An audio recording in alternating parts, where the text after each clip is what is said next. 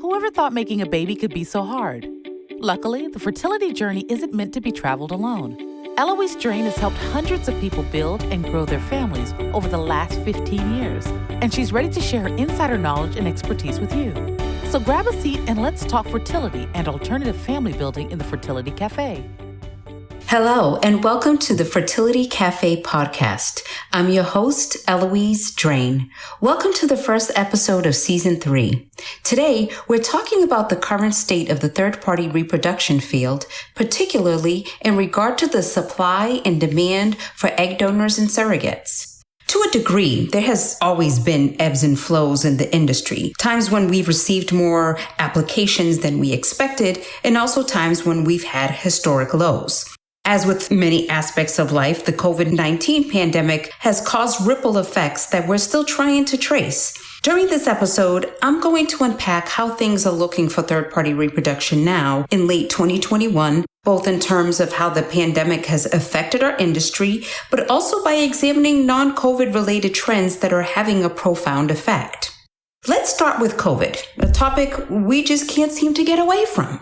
As you know, the pandemic brought on many challenges for a variety of industries, especially healthcare. With an influx of COVID patients coming in all at once, healthcare facilities were in dire need of important resources like PPEs, oxygen, blood, the list goes on. There was a collective push to free up resources so hospitals wouldn't be so overwhelmed. Because of this, mandates were put in place that required healthcare institutions to put all elective and non-emergent appointments and interventions on hold.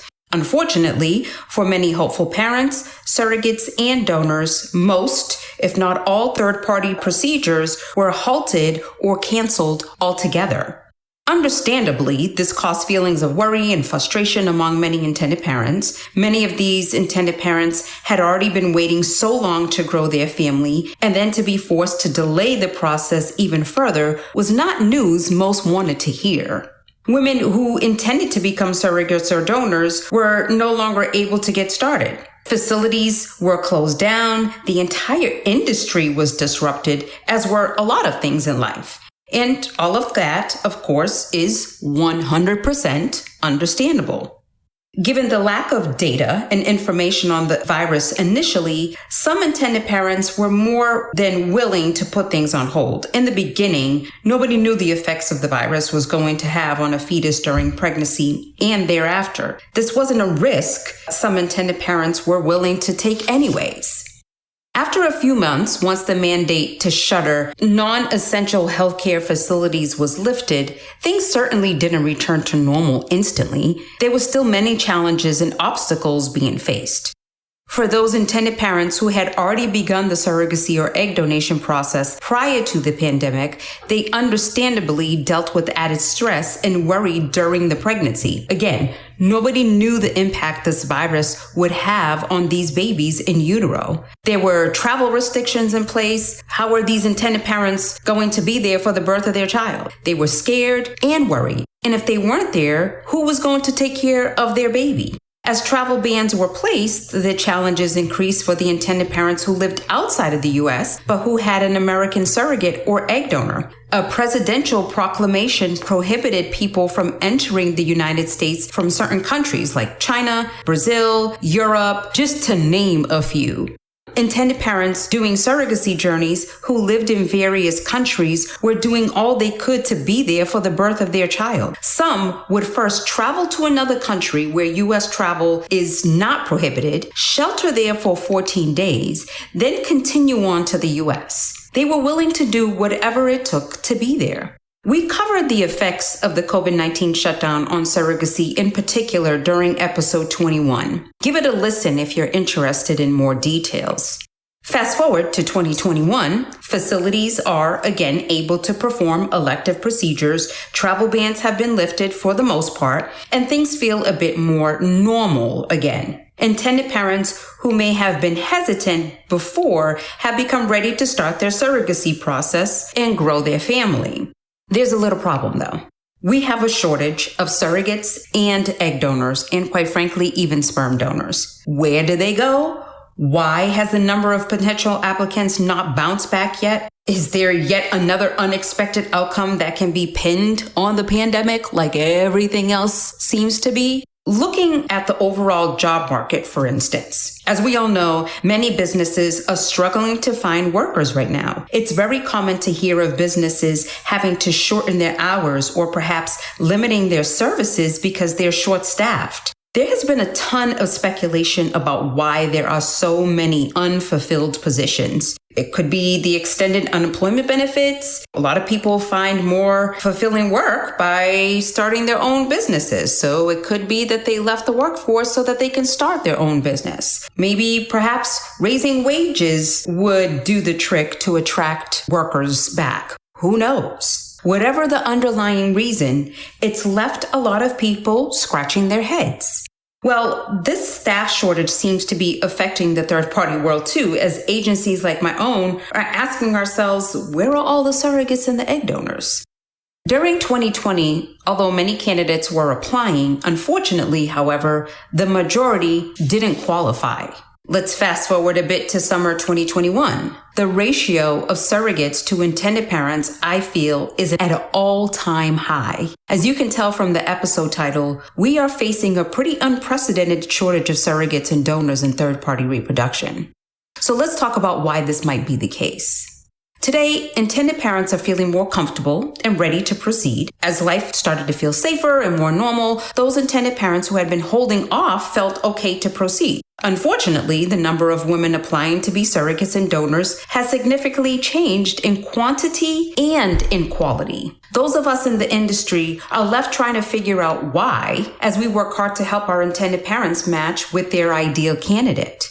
One thought is that because people now have the time and ability to travel, vacations, visiting family they haven't seen for months and months, they're less willing to commit to becoming a surrogate or even a donor. For surrogacy, for instance, the time commitment is serious, requiring a surrogate to have a solid 1 to 2 years of availability in most cases.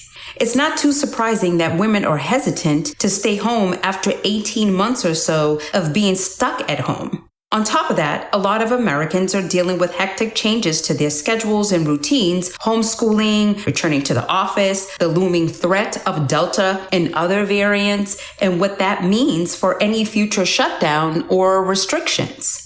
It's possible that some have removed their applications for health reasons, to take care of sick family members, or because the Delta variant is threatening our return to normal. There are still a lot of uncertainties out there regarding COVID despite the availability of the vaccine.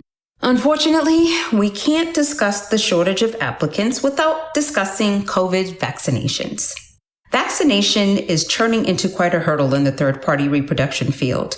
As of August 20, 2021, ASRM, the industry's governing group, sent out a new recommendation for clinics, agencies, and intended parents to strongly consider requiring, and they put that in bold and in quotes, vaccination for surrogates and donors. This, as you can imagine, will affect many, as there are many women considering becoming either or who are not willing to get vaccinated. This will definitely reduce the already small pool of candidates. We now must consider people's vaccination status as part of the matching process. And some intended parents are adamant that their surrogate or donor be vaccinated, although there are others who prefer she not be, but they are no longer the norm. So just like I'm sure you're seeing all over media, we're seeing all ends of the spectrum when it comes to people's views on the COVID vaccine. I've also wondered if extra financial help from the government, such as the child tax credit, stimulus payments, and extended unemployment, have made some would-be applicants less compelled to apply. It's hard to say exactly what the reason is for such a drop in applications, but it appears that it's due to a combination of the still lingering effects of the pandemic and a lack of the same level of spare time many had during the first year of COVID. Because of all of this, as you can imagine, intended parents are now experiencing historically long wait times. Many places are quoting times that are triple the length of what it was prior to the pandemic. There are other factors at play, though, in this back and forth dance of supply and demand of the third-party reproduction world. While we're at an all-time low with applications, we're seeing an all-time high as far as hopeful intended parents that are interested in starting their journeys. I'm sure you don't need me to confirm this, but yes, the last 18 months or so has been a wild ride. Let's talk a bit about why there's been an increase in the number of intended parents seeking surrogacy. In general, I would say that it seems like surrogacy is becoming more commonly accepted. After nearly 3 decades of advocacy and education, it's finally legal in almost all 50 states, except for Michigan and Louisiana. This fact, plus the increase in rights and equality for LGBTQ individuals, are factors that play into the increased demand. Just earlier this year, New York has been a long holdout in the legislation of commercial surrogacy, finally legalized the practice. During his announcement, Governor Cuomo was quoted saying, quote, "With this law now in effect, no longer will anyone be blocked from the joys of starting a family and raising children simply because of who they are," end quote. New York Senator Brad Holloman, who personally experienced the process of surrogacy, was the lead sponsor of the bill. He and his husband made about 10 trips to California, where their 2 daughters were born through surrogacy. He shared with ABC News that they chose to go to California because they had the best laws, although I personally disagree with that. There are plenty of states that have favorable laws for surrogacy right now. He now believes that New York has the best protections for all parties involved in a surrogacy agreement. New York's law is yet another step to legitimizing and normalizing the practice of surrogacy, and it lays the groundwork for doing so safely and ethically. Surrogacy has gotten a bad rap in the past few years, unfortunately, due to some cases that made headline news. And New York's law is very strict in that it doesn't leave much, if any, gray area when it comes to surrogacy agreements. New York's law outlines a set of very strong protections to ensure no woman is ever taken advantage of in a surrogacy arrangement. It guarantees things like the right to independent legal representation, guaranteed medical coverage, and the explicit right to make her own healthcare decisions, including whether to terminate or continue a pregnancy. All of these things help prevent bad acts from entering into sticky situations and then hitting the tabloids with crazy headlines that make the whole industry look shady. You can hear a whole episode's worth of shady surrogacy stories in episode 23, Sensational Surrogacy. But I also wanted to point out something real quickly as well. And with the laws that New York has implemented, I agree they are very good for the industry. But I also feel, though, that the majority of reputable agencies and fertility clinics across the country were already doing all of these things that New York has now put into law, i.e., making sure that the surrogate has representation, making sure that she knows that it is her body and she does have the autonomy, but also educating the intended parents so that they are aware of what their rights and responsibilities are. Now, you might be wondering, okay, what does the New York surrogacy law have to do with this episode topic? I bring it up to illustrate the point that as laws like this get passed and as more people start talking about surrogacy as a viable option, it's going to become more accessible and accepted. More and more potential parents are looking at surrogacy as a reasonable option, many of whom would have dismissed the idea just a few years ago. And while there are certainly still loud and vocal opponents to surrogacy, the more times it hits the news in a positive light rather than negative, the better. One of the most positive developments I see is the practice of surrogacy as one more step to equality for LGBTQ individuals. Surrogacy is really gaining steam in the LGBTQ community. Gay men in particular are turning to surrogacy as a way to have biological children of their own. In the past, adoption was pretty much the main option for gay men to become parents. Advocacy, awareness, and increasing support for LGBTQ parents have all led to a greater demand for surrogates. What was once thought of as an option only for the ultra-wealthy or celebrities is now seen as possible for anyone. All right. So surrogacy is one major part of the third-party reproduction world that's having serious supply and demand issues. Unfortunately, we're also seeing the same thing with sperm and egg donations. Even if intended parents get matched with their perfect surrogate, it's kind of hard to move forward should they require donor material to form their embryos. Gay or single men have to find donor eggs somewhere. Women who are unable to use their own eggs are in the same boat. Lesbian couples, single women, or those couples who need sperm have to find sperm somewhere as well. So some intended parents are fortunate to have a personal contact who is willing and able to donate for them, but not everyone has that option. Without a known donor, most turn to either cryobanks for frozen eggs or sperm, or they arrange for a fresh donation through agencies. The problem today is that there just aren't enough donors. Again, let's talk about why this might be the case. Back to COVID. Yes, I know. I'm tired of hearing about it too, but it is what it is, so let's dive in. During the early stages of the pandemic, donor facilities and clinics shut down and paused their donation services. Since then, the industry has had a hard time catching back up to meeting the rising demand. And this issue is happening worldwide, by the way, not just here in the States. In England, for example, some people are being told there's a wait of nearly 2 years before donated eggs may be available. In Australia, women have frozen eggs in storage are being asked to donate them. Here in the States, there's an alarming shortage of egg and sperm donors, particularly among minorities. Not all of this can be chalked up as pandemic related, but we have definitely seen negative effects due to COVID. Travel restrictions, shuttered facilities, hesitance to enter medical facilities, all of these things play a factor for sure. But demand was on the rise even before COVID threw a wrench in all of our plans. So what's going on? Are more people using donor material? Are fewer people donating? Or is it a perfect storm of both? We know there was a significant increase in demand for donor sperm pre-pandemic, and it has only gotten worse.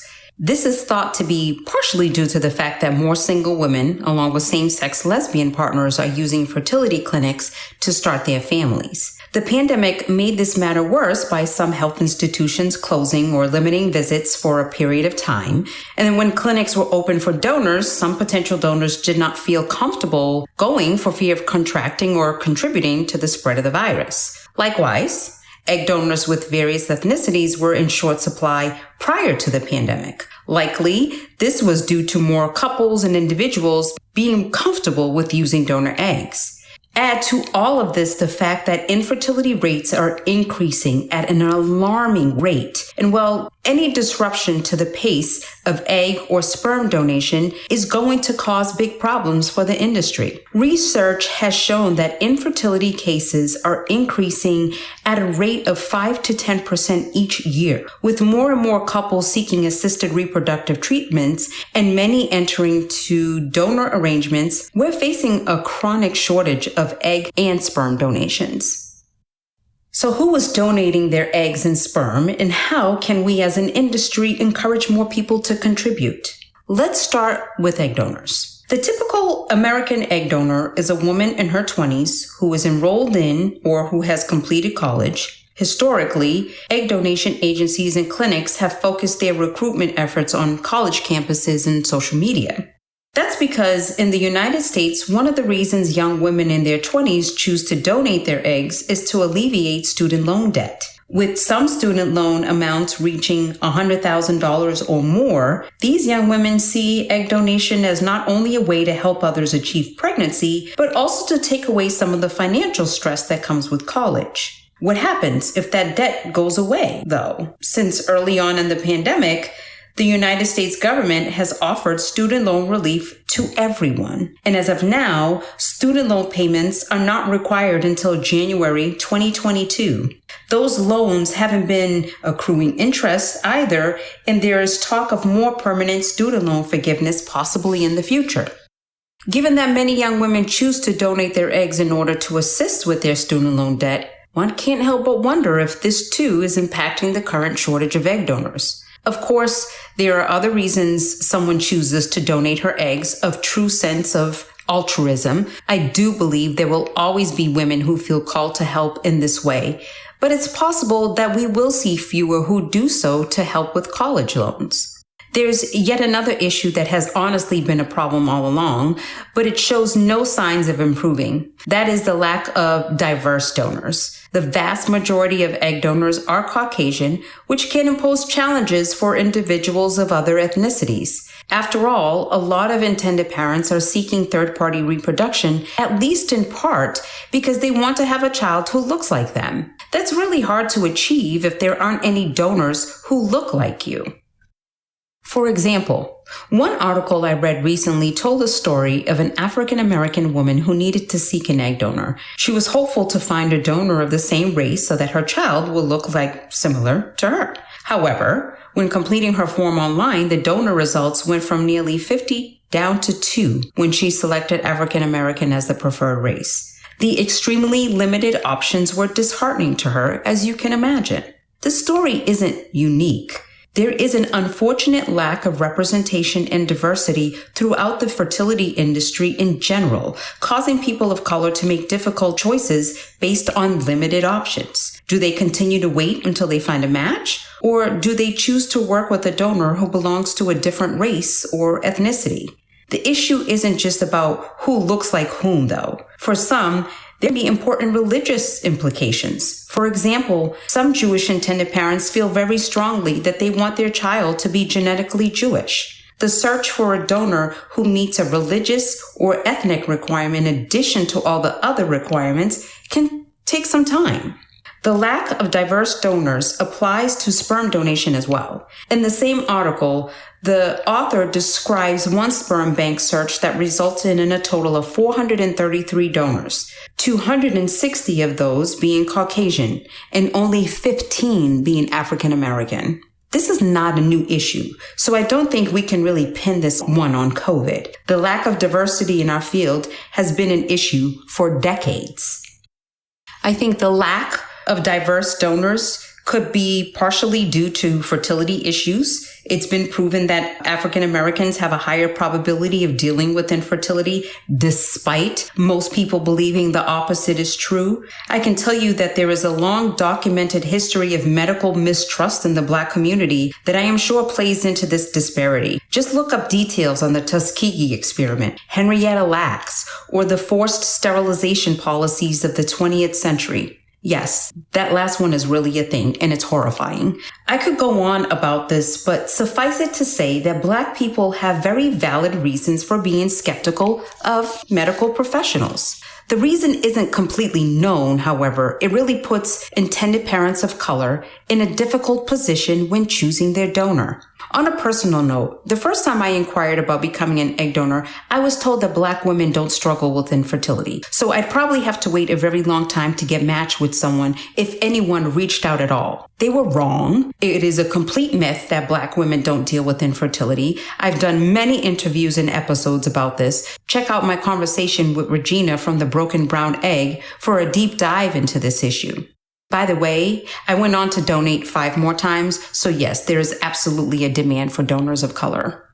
So what is the solution to this shortage, particularly the problem with finding diverse donors? For the most part, the industry is doing what it can to recruit. The article I read on Insider highlighted the efforts of various clinics and egg banks to target their ads to diverse communities. There are also attempts to contact minority student organizations at universities, but the results are often mixed. And in the case of outreach to the Black community, it very rarely works. Again, likely due to the well-established mistrust of the medical field. What myself and others in the field have noticed, particularly among people of color, is that it often comes down to word of mouth and personal referrals.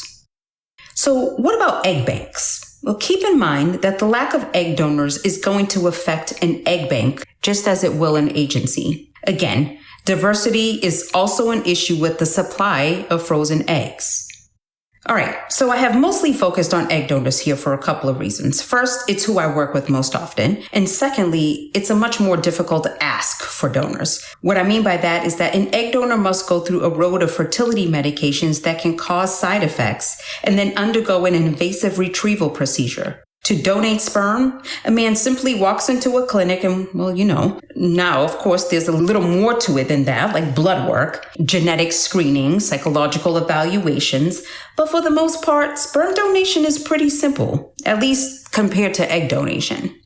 But still, let's talk about the sperm donation process for a minute. Men who wish to donate need to meet standard health requirements and submit to blood and semen testing. Industry best practices state that men should be under the age of 40. However, there are some places that allow older men to donate. There are guidelines about the number of times a man can donate, but it's not regulated by the United States, so you can find reports of a single donor resulting in dozens of offspring. Other countries do a better job of regulating this, placing a limit on the amount of possible children that could result from one donor. Despite the relative ease of donating sperm, we're still facing a shortage of donor sperm, particularly in terms of having a diverse selection. And many of the same reasons still apply. Cultural mistrust of medical institutions, lack of awareness about the need, and so on. I think it's worth noting that in the many minority communities, infertility just isn't talked about in the open like it is with other communities. The reasons for this are deep and complicated. Suffice it to say that we still have a long way to go in terms of opening up the conversation about infertility, and until that becomes less taboo, we're going to keep seeing a shortage of diverse donors. And then there's the question of DNA testing. Boy, has that changed the conversation about egg donation and even sperm donation. The truth is, egg and sperm donation looks very different today than it did even a decade ago. In the past, donors could have relative confidence that they could donate anonymously if that was what they chose. Today, not so much. Anonymous donation is pretty much impossible, given the popularity of at-home DNA test kits, which over 30 million people have taken worldwide. It's safe to say that if a donor-conceived child wants to find their donor, it won't be too difficult. The appeal to many egg and sperm donors often comes down to the anonymity piece. At least it used to be. The fact that it's more than likely than not that a curious teenager or young child, a young adult might come knocking at their door sometime in the future is turning out to be a big deterrent for a lot of potential donors. There has been a lot of conversation out there led by donor-conceived voices. There's a large community on TikTok in particular that has become vocal about the realities of life as someone who was conceived using donor material. Check out episode 30, where I speak to Erin Jackson, who founded We Are Donor Conceived. A quick scroll through TikTok of the hashtag DonorConceived turns up the story of a young woman who has found 65 half-siblings and counting. In the US and a handful of other places around the world, there aren't any limits to the number of times a person can donate sperm. So in theory, one donor could have hundreds of biological children out in the world. These donor-conceived stories add an emotional and ethical layer to the question of egg and sperm donation, making some would-be donors think twice. So what does the future of the industry look like? Well, it's hard to say. Having been in the field for nearly 2 decades, I can say that it definitely ebbs and flows. Many of these changes seem quite permanent, like the question of anonymity, and they are sure to change the way we approach third-party reproduction for the foreseeable future. One possible outcome is that compensation for donors and surrogates will continue to rise.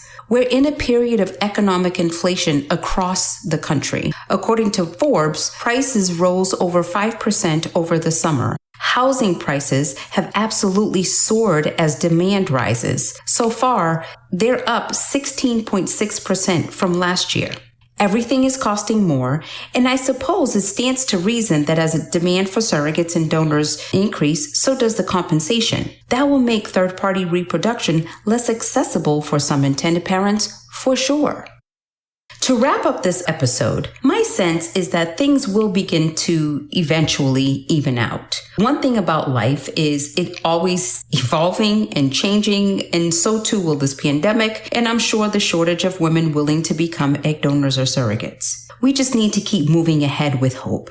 Let's normalize talking about these issues. Let's normalize talking about infertility and third-party reproduction. Share your stories. Share your experiences with the community, with your families, with the people you know. Because one day it may be your own children listening to these stories. It may be your own children who are actually seeking out assistance. I hope you found this discussion helpful as you weigh your next steps. We would love for you to rate us. So if you haven't yet, go to your listening platform of choice and subscribe, rate, and review this podcast. 5-star reviews are our favorites. You can follow Fertility Cafe on its Instagram and Facebook channel, Family Inceptions. We'd also love for you to share Fertility Cafe with friends and family members who would benefit from the information shared. Join us next week for another conversation on modern family building.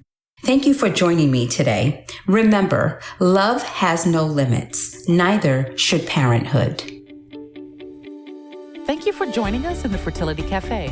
Whether you're an intended parent, a woman considering egg donation, thinking of becoming a surrogate yourself, or a friend or family member of someone dealing with infertility, we're here to help. Visit our website, thefertilitycafe.com, for resources on fertility, alternative family building, and making this journey your own.